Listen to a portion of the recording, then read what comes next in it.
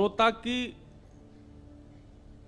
रूप माधुरी, उसके वस्त्र माधुरी ऐसी होती है कि राह चलता व्यक्ति उसको देख करके पहचान जाएगा और समझ जाएगा कि ये आज निश्चित ही भगवत उत्सव से आया है या उत्सव में जा रहा है। विवाह के लिए तैयार हुआ व्यक्ति अलग दिख जाता है, किसी के जन्मोत्सव में जाने वाला व्यक्ति अलग दिख जाता है, पर ठाकुर जी की कथा में जाने वाला व्यक्ति भी अलग ही दिख जाता है। उसके रूप की भंगिमा, उसकी चाल चलन, उसका बोलना, सब कुछ परिवर्तित हो जाता है।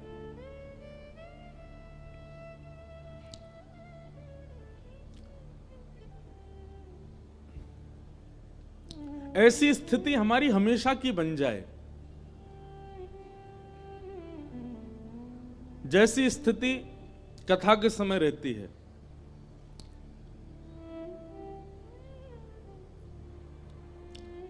सुबह उठते ही हमारा क्रम शुरू होता है कि कथा में जाना है। कई लोग यहां ऐसे बैठे हैं जो दिन भर सुबह उठ करके अपना काम जल्दी जल्दी निपटाते हैं कि हम 1-1:30 बजे 2 बजे पहुंचे।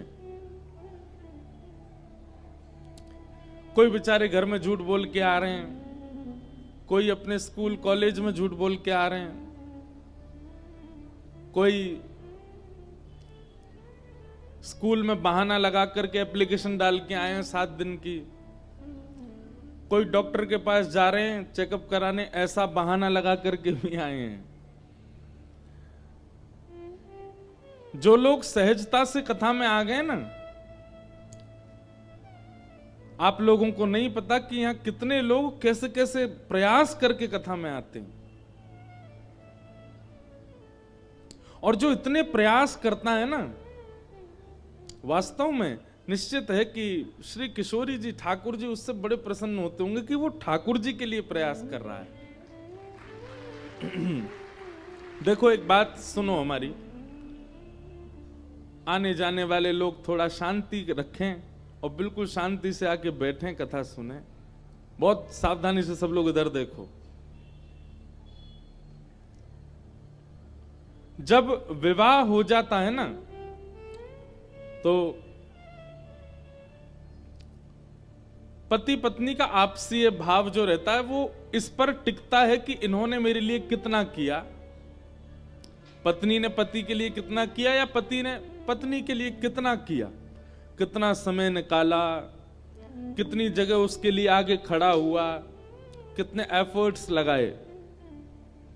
ठीक वैसे ही ठाकुर जी भी देखते हैं। जैसे ही हम वैष्णव बन जाते हैं, भक्त बन जाते हैं, ठाकुर जी भी देखते हैं, ठाकुर जी भी गिनते हैं कि मेरी प्राप्ति के लिए, मुझसे मिलने के लिए, मुझे सुनने के लिए इसने क्या किया, इसने कितने एफर्ट्स लगाए। उससे ठाकुर जी प्रसन्न होते हैं।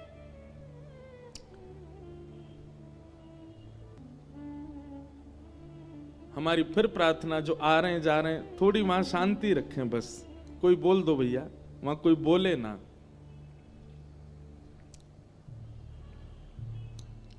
प्रयास मुक्त व्यक्ति जो प्रयास नहीं करता, बड़ी सामान्यता से वस्तुओं को प्राप्त कर लेता है, वो कहीं ना कहीं वस्तु के मूल्य को नहीं जान पाता।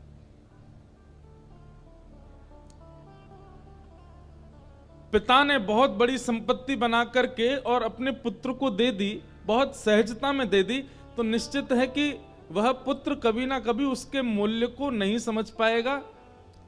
हो सकता है कि अधिकतर ऐसा देखा जाता है कि पिता की बनी हुई संपत्ति जब पुत्र के पास प्राप्त होती है तो 90% पुत्र पिता के द्वारा बनाई गई संपत्ति का नाश कर देते हैं। क्यों? उन्होंने प्रयास नहीं किया, प्रयास पिता करके गए।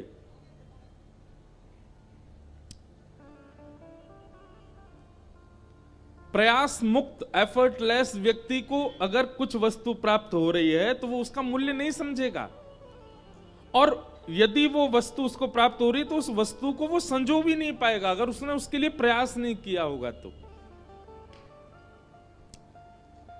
ऐसे ही भक्ति में भी यदि हम प्रयास नहीं करते, ठीक है समय मिलेगा तो हम ये कर लेंगे, हमारे बिसौली में कथा होगी तो सुन लेंगे, सुबह हमसे लोग मिलने आते हैं, कहां कहां से, चंदौसी से, बरेली से, कासगंज से,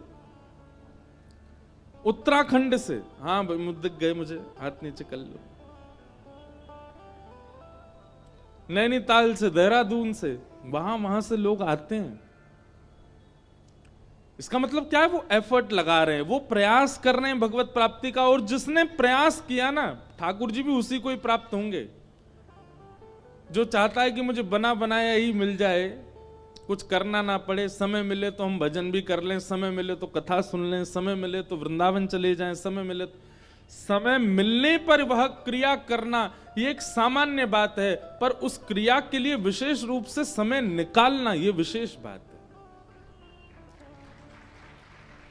7 दिन कथा हो रही है बिसौली में, आसपास के क्षेत्र के लोग, हाँ हम देखेंगे, समय निकालते हैं, 7 दिन में से 1 दिन तो पहुंचे ही जाएंगे,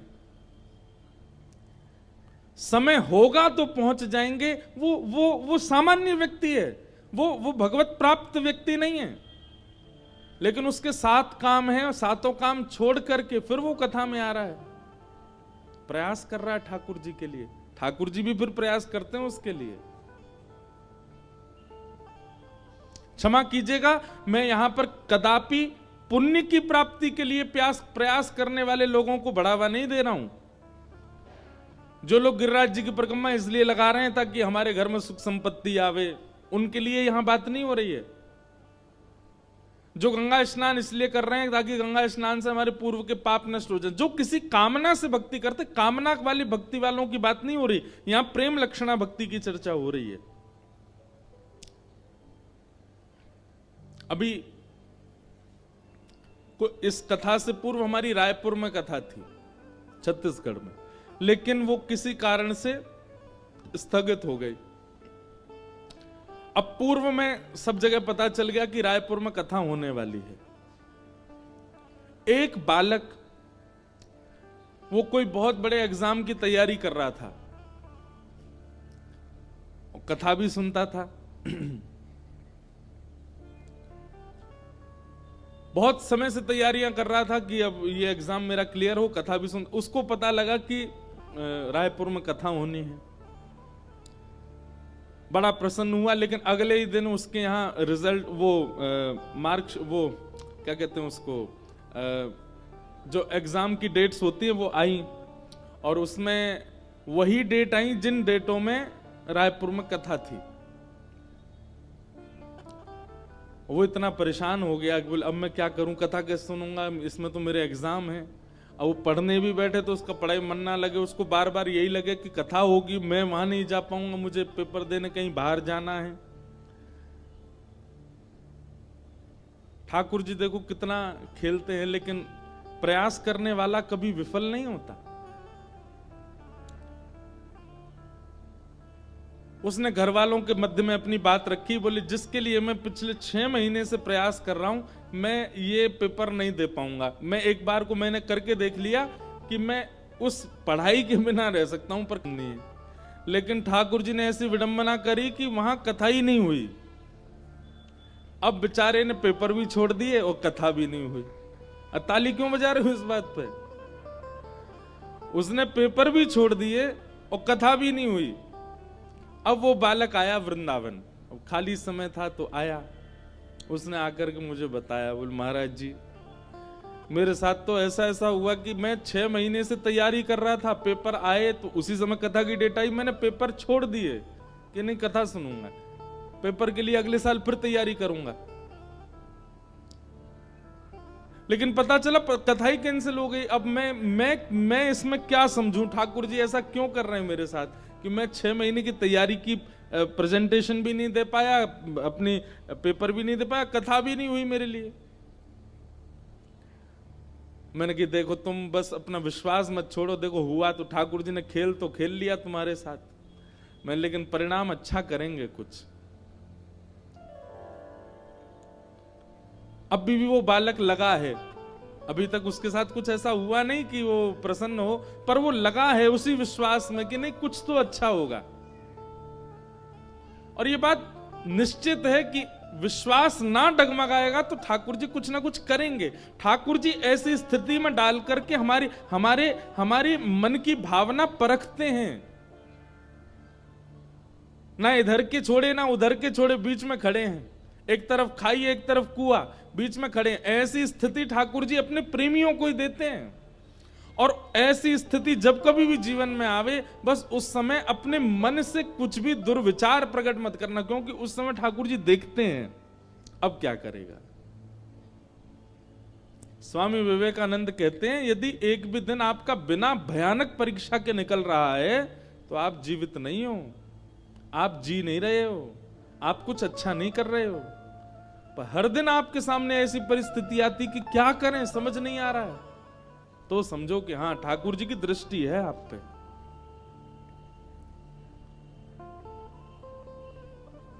तो व्यक्ति जब प्रयास करता है, जब एफर्ट्स लगाता है, तो ही उसके संबंध, तो ही उसका भाव, तो ही उसका प्रेम निभ पाता है। प्रयास मुक्त व्यक्ति को कुछ प्राप्त नहीं होता। तो भक्ति में भी प्रयास करो, प्रयास करके भजन मार्ग पर चलो। यह बात ठीक है कि हमें समय मिलेगा तो हम वृंदावन जाएंगे, पर एक बार ऐसा भी प्रयास करो कि बहुत व्यस्तता थी तब आपने समय निकाल के वृंदावन गए, सबसे समय सबको किनारे करके वृंदावन के लिए समय निकाला।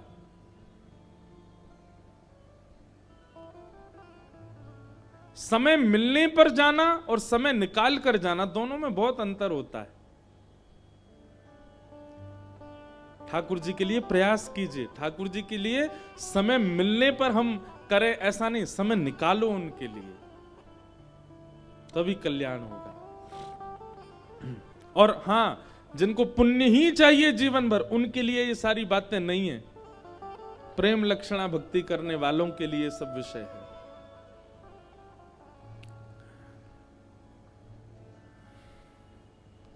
आज कथा का पंचम दिवस और आज नंदोत्सव होना है। हम लोग कपिल देवूति संवाद कल पहुंच चुके थे, वहां तक, वहीं से कथा का प्रारंभ करेंगे। भगवान कपिल माता देवहूति को ज्ञान उपदेश कर रहे हैं। देवहूति माता प्रश्न कर रही हैं और उन्हीं प्रश्नों का उत्तर भगवान कपिल देते हैं। प्रथम प्रश्न माता देवहूति ने किया कि निर्वीणा नितरां भूमन् असद इंद्रिय तर्षणात् येन संभाव्यमानेन प्रपन्नान्धं तम प्रभो। निर्वीणा नितरां भूमन्, बहुत ध्यान पूर्वक सुनिएगा। हमारे शरीर में 10 इंद्रियां होती हैं, पंच ज्ञानेंद्रिय और पंच कर्मेंद्रिय। सामान्य सी बात है, जिनसे आप कर्म करते हो उनको कर्मेंद्रिया कहते हैं, और जिनसे आपको कुछ अनुभव होता है वो ज्ञानेंद्रियां कहलाती। हाथ से कर्म करते हैं, पैर से चलते हैं, मुख से खाते हैं, नासिका से सूंघते हैं, जिह्वा से चखते हैं, कान से सुनते हैं, त्वचा से अनुभव करते हैं। ये पंच कर्म ज्ञानेंद्रियां। ऐसी 10 इंद्रियां हमारे शरीर में। देवहूति माता प्रश्न कर रही हैं कि हमारी इंद्रियां हर दिन कुछ ना कुछ भोग भोगती ही रहती हैं, पर हमारी इंद्रियों की इच्छा पूरी नहीं होती। हर दिन इन इंद्रियों को कुछ ना कुछ देते रहो, फिर भी ये इंद्रियां सदैव अतृप्त ही रहती हैं। कभी भी ऐसा नहीं होता कि आप इंद्रियों को कुछ वस्तु दे दो और वो अगले दिन उसकी मांग ना करें, हर दिन मांग करती हैं। देवहूति माता ने प्रश्न किया, ऐसा कोई उपाय बताइए जिससे मेरी इंद्रियों की सारी इच्छाएं समाप्त हो जाएं। बहुत सावधानी से सुनिएगा। कि भोगान भुक्ता वयमेव भुक्ता तपो न तप्ता वयमेव तप्ता कालो न याता वयमेव याता तृष्णा न जीर्णा वयमेव जीर्णा।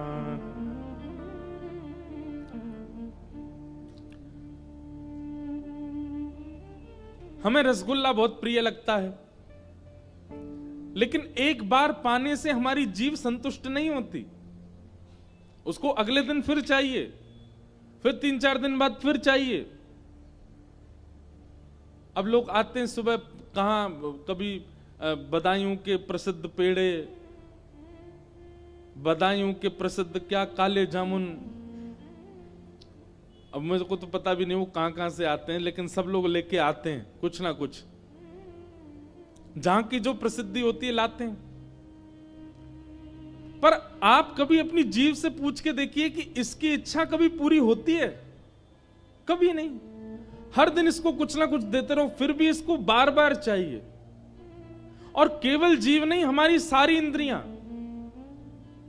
इनकी कोई लिमिट नहीं है कि बस यहां तक ये भोग लें उसके बाद ये तृप्त हो जाएंगी।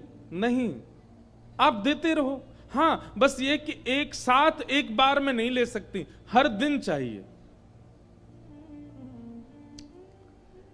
देवूति माता वही पूछ रही है कि इन इंद्रियों की ठौर कहां है, इन इंद्रियों का विश्राम कहां है, ऐसा क्या है जिससे इंद्रियों की इच्छाएं समाप्त हो जाएं। बहुत सावधानी से सुनिएगा बंधु।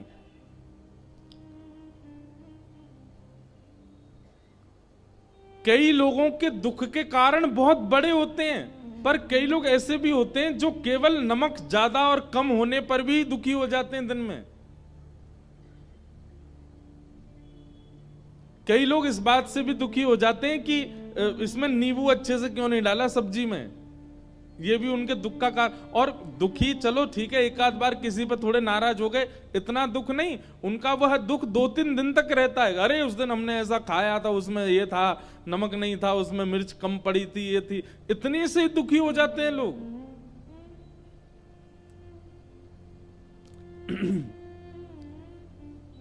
इतने से दुखी हो जाते हैं कि रात में जो तकिया थी वो ज्यादा गुदगुदी नहीं थी, पतली थी, बड़ी वाली चाहिए, उससे हमको नींद आती है।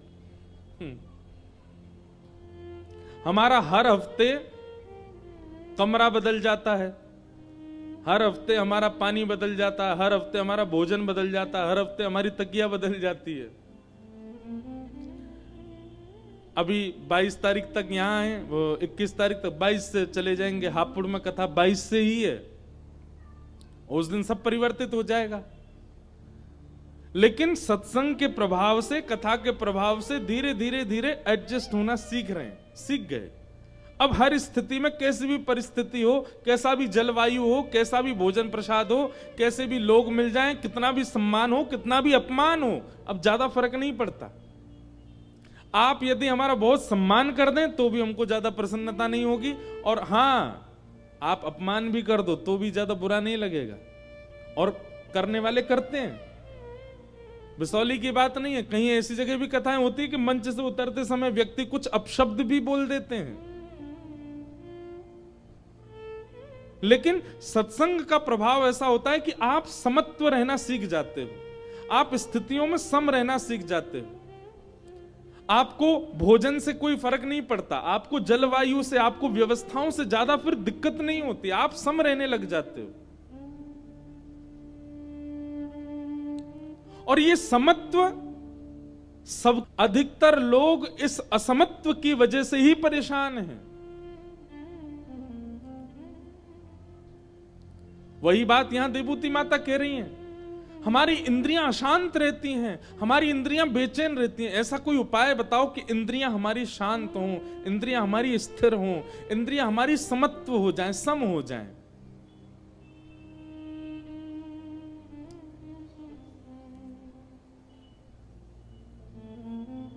तब भगवान कपिल उत्तर देते हैं, और भगवान उत्तर देते हुए क्या कहते हैं?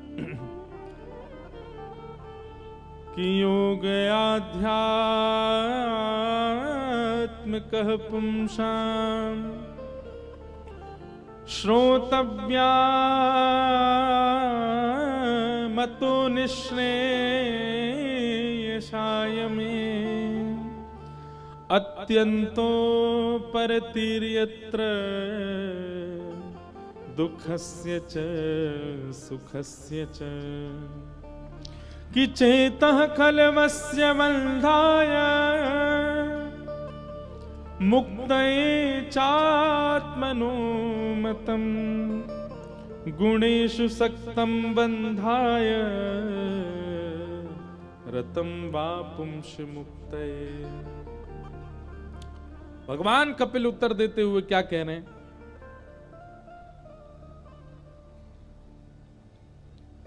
मां,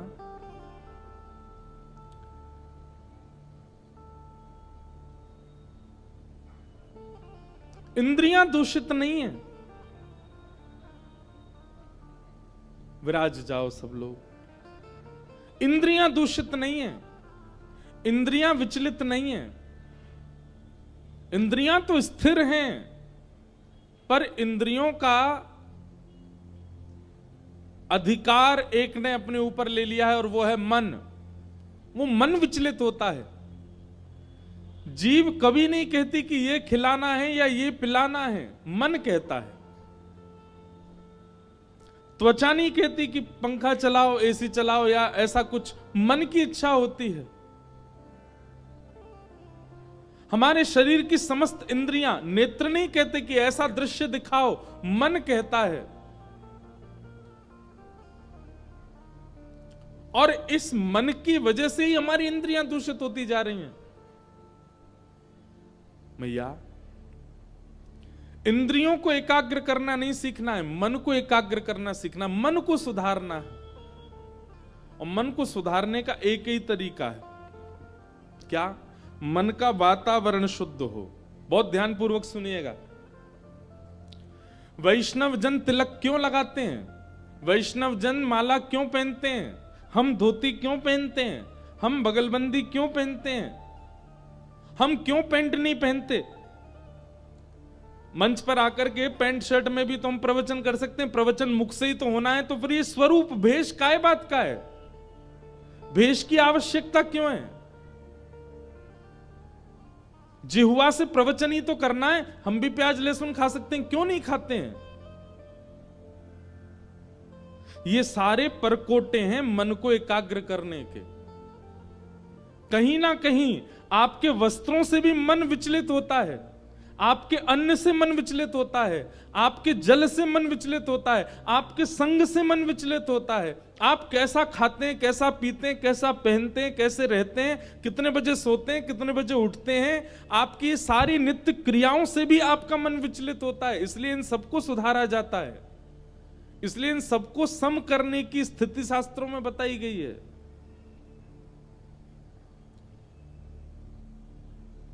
क्यों वैष्णव जन धोती में ही रहते हैं? क्योंकि पैंट में भजन नहीं होगा। जीन्स पहन करके वह स्मृति क्रिया नहीं बन पाएगी।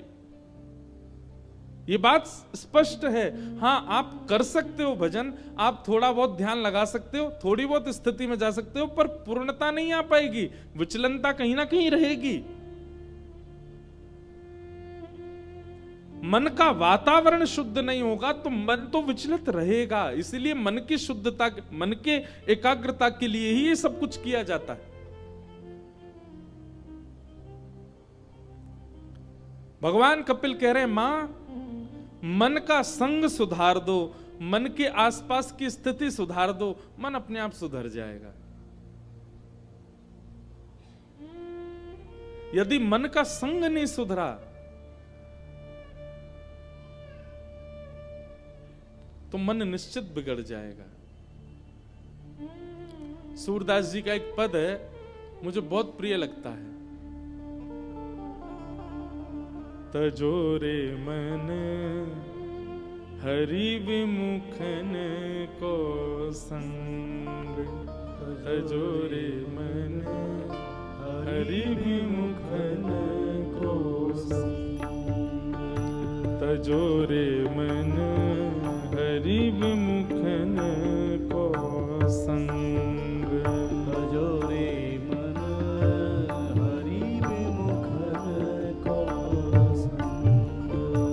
तजोरे मन हरि विमुखन को संग, तजोरे मन हरि विमुखन को संग। जाके संग कुमति उपजत है, जाके संग कुमति उपजत है। शब्द सुनिएगा ध्यान से। सूरदास जी महाराज क्या कह रहे हैं? ये पद मुझे इतना प्रिय, लगभग कथा में गाता हूं, लेकिन ये पद गाने से काम नहीं चलेगा, इसको समझिए, उतारिए जीवन में। ओ जाके संग कुमति उपजत है, जाके संग कुमति उपजत है। जाके संग कुमति उपजत है, जाके संग कुमति उपजत है। पड़त भजन में भंग, पड़त भजन में भंग। ओ पड़त भजन में भंग, पड़त भजन में भंग। तजोरे मन हरि विमुखन को संग, तजोरे मन हरि विमुखन को संग, तजोरे मन हरि विमुखन। प्रकट होने वाली इच्छाओं को दबाओ, ये सबसे पहला योग है, यम।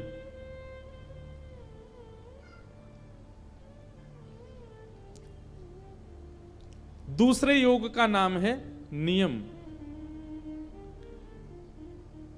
और एक बात याद रखिएगा, जिसने पहला नहीं किया वो दूसरा नहीं साध पाएगा, दूसरा नहीं किया तीसरा नहीं साध पाएगा। ये 8 योग हैं, अगर पहला डगमगाया तो सारे डगमगा जाएंगे।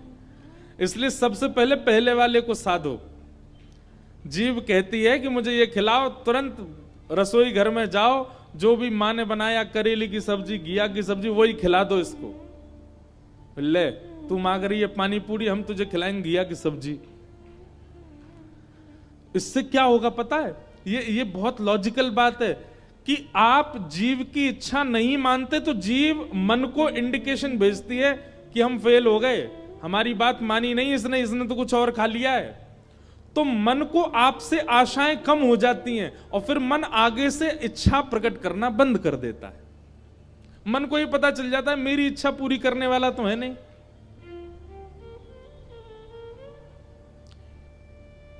सब लोग इधर देखो, इधर देखो, इधर देखो, कथा सुनो।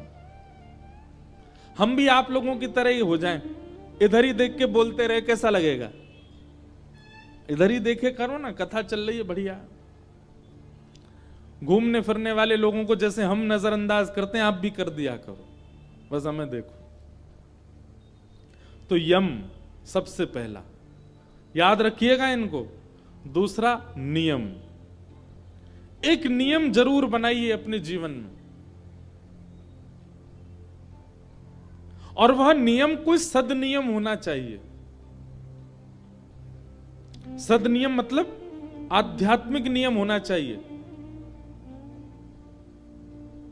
जैसे सुबह उठते ही, सुबह उठे हैं, उठ करके हाथ मुंह धो लो, स्नान आदि कर लो, और स्नान आदि करने के बाद में फिर कुछ खाने पीने की इच्छा होती है, नियम बना लो, हम जब तक कुछ नहीं खाएंगे जब तक वृंदावन के सप्त निधियों को प्रणाम नहीं कर लें।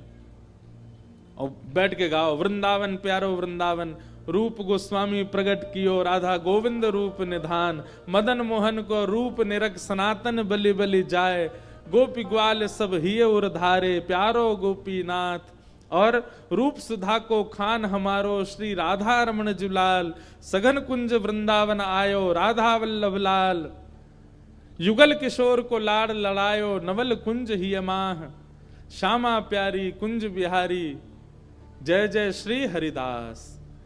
इस प्रकार सातों निधियों को प्रणाम कर लो। नियम बना लो एक कि नित्य चिंतन करके वृंदावन जाना है, सातों निधियों को प्रणाम करना है, और निधियों को प्रणाम करने के बाद तब हम कुछ सेवन करेंगे। दूसरा कोई सदनियम बना लो। क्या? रोज सुबह उठ करके, डॉक्टर ने कहा कोलेस्ट्रॉल बढ़ रहा है आपका, शुगर बढ़ रहा है, थोड़ा मॉर्निंग वॉक किया करो। वॉक करके कहां जाओगे? गौशाला जाओ, गैयाओं के पास जाओ, दौड़ करके जाओ, गैयाओं के बीच में जाकर के गैयाओं पे हाथ फेरो, गैयाओं के बीच में बैठ जाओ, थोड़ा कीर्तन भजन सुनाओ, गौरज माथे से लगा के आ जाओ। एक सदनियम बनाओ। और ये नियम का मतलब क्या होता है? अंतिम श्वास पर्यंत वो नियम टूटना नहीं चाहिए आपका। भूचाल आ जाए, दुनिया उलट पुलट हो जाए, लेकिन आपका नियम ना टूटे, ऐसा नियम बनाओ।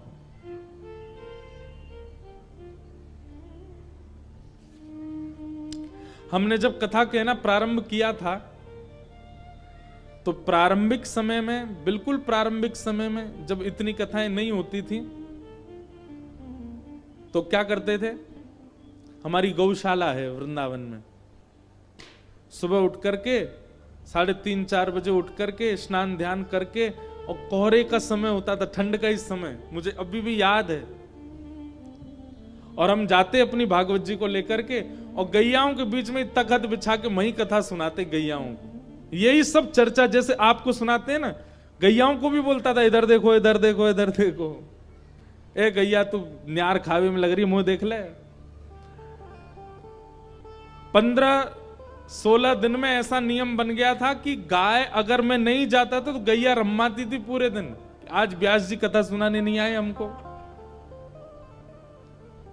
एक अलग सुख मिलता था। अब वो दिन याद आते हैं, अब इतनी व्यस्तता बढ़ गई, नहीं जा पाते, पर मैं कभी ना कभी वो नियम बना लूंगा। जिस नगर में कथा होगी वहां की गौशाला में एक दिन तो गैयान को कथा सुनाऊं, वहां की गैयान को जाके कुछ भाव सुना के आए।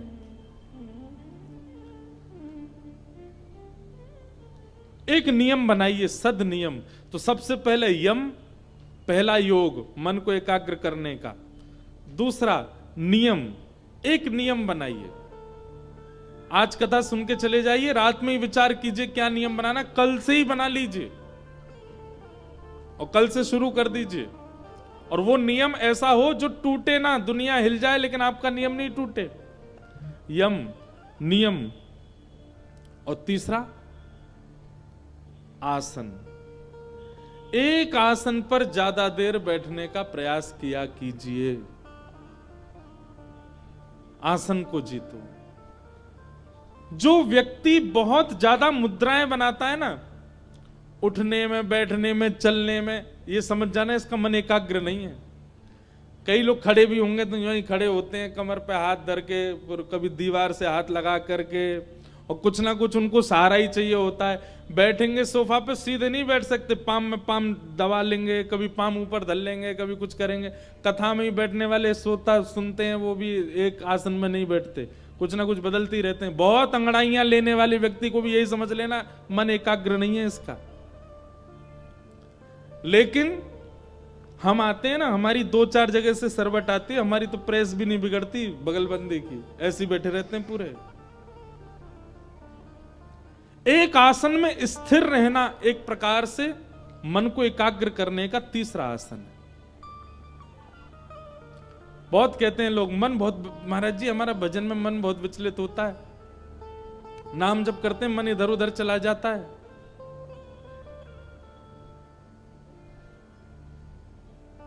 करिए नियम, यम, नियम, आसन।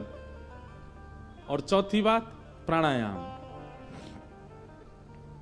कुछ नहीं करना ज्यादा प्राणायाम, पर एक करो। क्या? एक नासिका छिद्र बंद करके जब श्वास भीतर लो तब किसी मंत्र का उच्चारण करो, मंत्र का चिंतन करते हुए श्वास भीतर लो। याद रहे गायत्री मंत्र नहीं होना चाहिए, क्योंकि गायत्री मंत्र लोग बाग बहुत बोलते हैं, गायत्री मंत्र को उच्चारण करने का विधान नहीं है। गायत्री मंत्र मनी मन चलना चाहिए, उसको बोलना नहीं चाहिए, उसका उच्चारण नहीं होना चाहिए। उसके लिए अवस्था शुद्ध चाहिए, व्यवस्था शुद्ध चाहिए, तन शुद्ध होना चाहिए। चलते फिरते उठते बैठते गायत्री बोलने से उसका फिर प्रभाव गलत होता है। कोई भी भगवत नाम हो, कोई भी वैदिक श्लोक हो, उसका जो आपको याद हो, नासिका बंद करके जब श्वास खींचो तब उसका चिंतन करो। दोनों नासिका बंद करके जब ब्रह्म रंध्र में आपके वायु पहुंच जाए तब पुनः उसका चिंतन करो। और दूसरी नासिका छिद्र से श्वास निकालते समय फिर 3 बार श्लोक का वाचन करना है। पूरक, रेचक, कुंभक, लेते समय, व्यवस्थित समय और निकालते समय, तीनों समय प्राणायाम। यम, नियम, आसन, प्राणायाम। और 5वां योग है प्रत्याहार, आहार की शुद्धि। आहार की शुद्धता में एक चीज बना लीजिए, क्या? जो ठाकुर जी को भोग लगेगा हम वही पाएंगे, बिना भोग की वस्तु स्वीकार नहीं करेंगे, यही नियम बना लो बस। और फिर जो ठाकुर जी को भोग लग सकता है वही बनाइए, उसके अलावा कुछ नहीं। यम, नियम, आसन, प्राणायाम, प्रत्याहार, ये 5 नियम, 5 योग आप पालन कर लीजिए। बचे हुए 3 आपको करने नहीं पड़ेंगे, तीनों आपको अपने आप मिल जाएंगे। कौन कौन से? ध्यान, धारणा और समाधि। ये 5 यदि भली भांति आपने कर लिए, आप 1 हफ्ता ये 5 नियम पालन करके देखिए, उससे क्या होगा?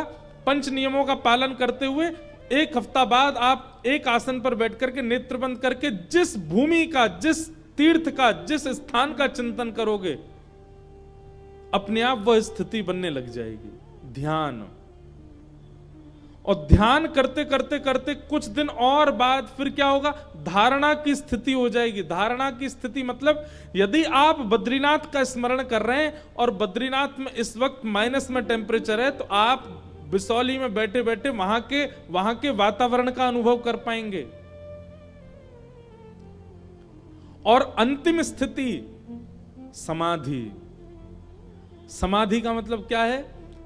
बैठे थे आप नेत्र बंद करके, नेत्र खोल करके देखा तो आपको लगा 10 मिनट हुए, लेकिन घड़ी देखी तो 4 घंटे निकल गए, आपको पता ही नहीं चला।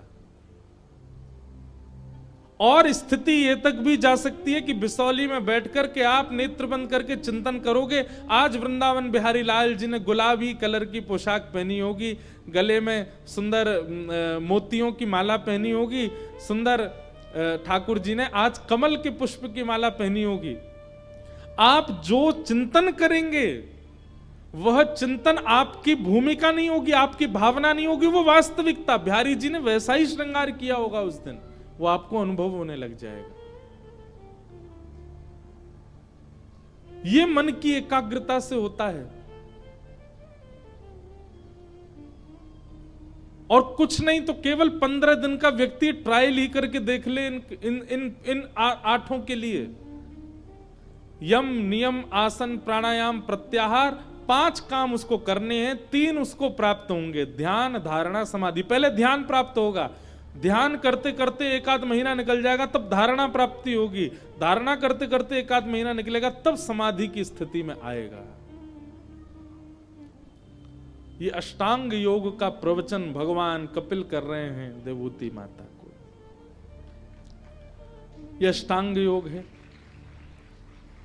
जितने ताली बजाए हैं सबको हम सौगंध दे दें कि आपको कल से ही करने हैं ये। ताली तो बजाई आपने, पर ये करेंगे कितने? करेगा कोई नहीं। हमको इसी बात का थोड़ा सा कष्ट रहता है कि हम कथा में इतने भाव बता तो देते हैं, पर पालन कितने लोग करते हैं? सब नहीं। सबको लीलाओं का अनुभव हो, सबको ठाकुर जी के स्वरूप का अनुभव हो। वो लीला और स्वरूप सुनना कथा में जितना प्रिय लगता है ना, उसका अनुभव उससे भी ज्यादा अच्छा। पर उसके लिए ये कड़वे नीम चबाने तो पड़ेंगे।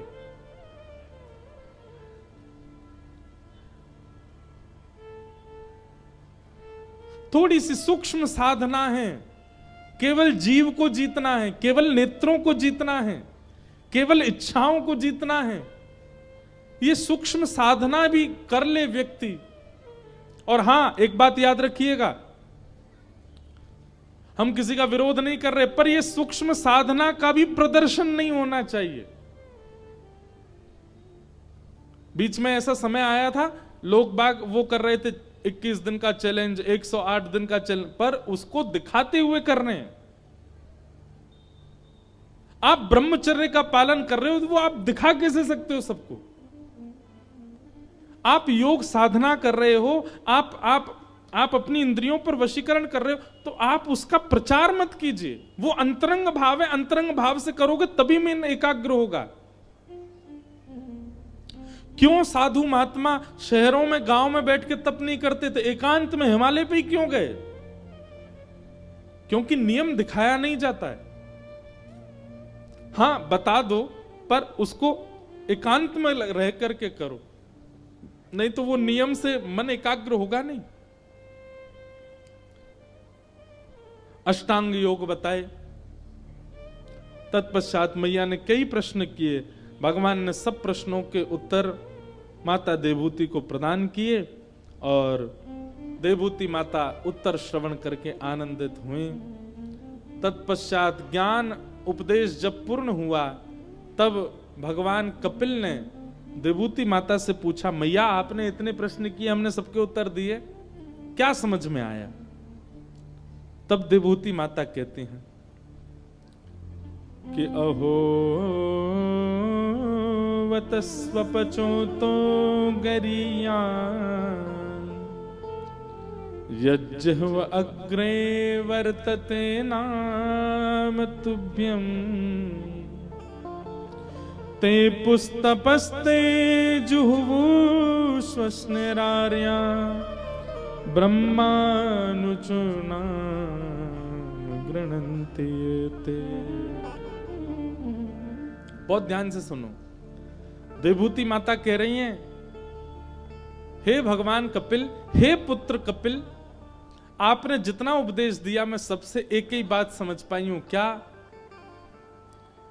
इस संसार में यदि स्वपच व्यक्ति भी है, यदि भक्ष खाने वाला व्यक्ति भी है, महापापी व्यक्ति भी है, तो वो महापापी व्यक्ति अपने महापाप से भी निवृत्त हो सकता है केवल और केवल आपके नाम का आश्रय लेकर के। आपके नाम में इतना बल है, आपके नाम का इतना प्रभाव है कि उस नाम का कोई आश्रय ले ले तो वह नाम उसके समस्त प्रकार के आर्तों को, पापों को, सबको नाश करने की क्षमता रखता है।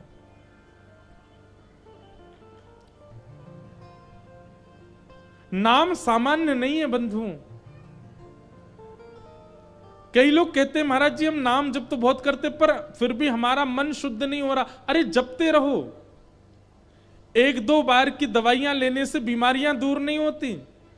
कई बार कितने दिनों तक कोर्स करना पड़ता है तब जाकर के वो बीमारी ठीक होती है। कई दिनों तक प्रयास करते रहना पड़ता है तब जाकर के आपके भीतर का रोग ठीक होता है। ऐसे ही नाम चाहे जितना भी रोग हो, नाम आप जपते रहो, नाम आप रटते रहो।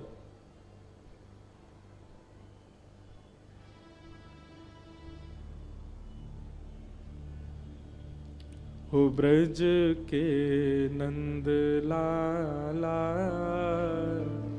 राधा जी के सांवरिया, सब दुख दूर हुए जब तेरा नाम